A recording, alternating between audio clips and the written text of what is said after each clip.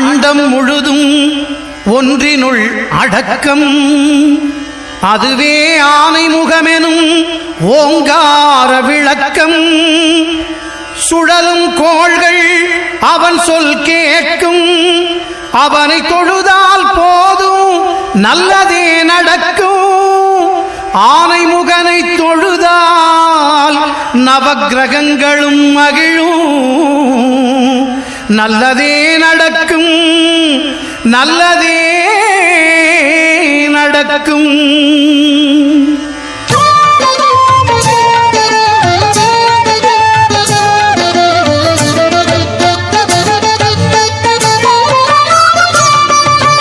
ஒன்பது கோளும் ஒன்றாய் காண அங்கு கற்பகம் என்னும் கடவுளின் மெய்யில்